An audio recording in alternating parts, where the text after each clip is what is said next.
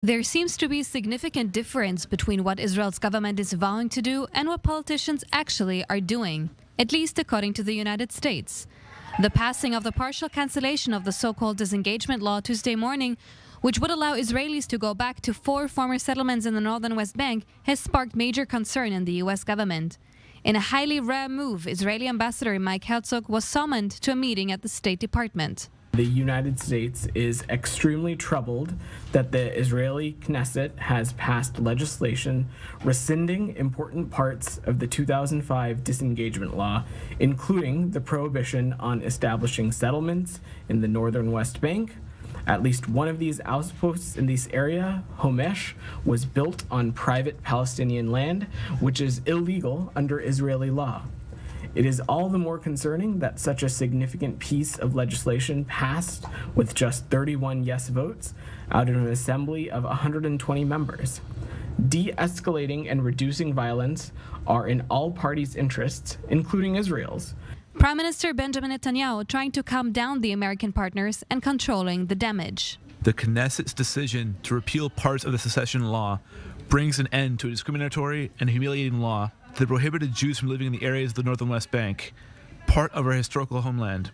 It is no coincidence that senior members of the opposition supported this law along the way. However, the government has no intention of establishing new settlements in these areas. This comes after the U.S. had made efforts to lower tensions between Israel and the Palestinians. 2 summits were held to curb violence and nix one-sided actions.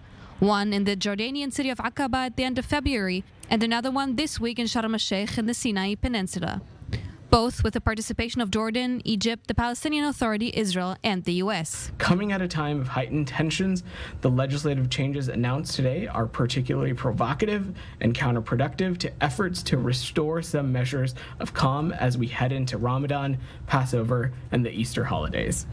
But comments by members of Israel's governing coalition are also adding to verbal tensions. Finance Minister Bezalel Smotrich told a conference in France that, quote, there was no such thing as the Palestinian people, and that the White House should acknowledge that. Several Arab countries condemned his statement, and the UAE announced it would send a delegation to meet with the Israeli president. On Tuesday, Orit Struk, Minister for National Missions, said in an interview on Israeli TV that the Israeli return to Gaza would only be a matter of time. On Wednesday, the Jordanian parliament voted in favor of expelling the Israeli ambassador from the country, although a final decision has to be made by the government and the king. The gap between efforts made on the diplomatic level to ease the tensions ahead of the holidays on the one hand, and provocative comments from Israeli politicians as well as controversial legislation regarding the West Bank on the other, puts Israeli diplomats in an awkward position and raises concern abroad about an escalation in an already tense region.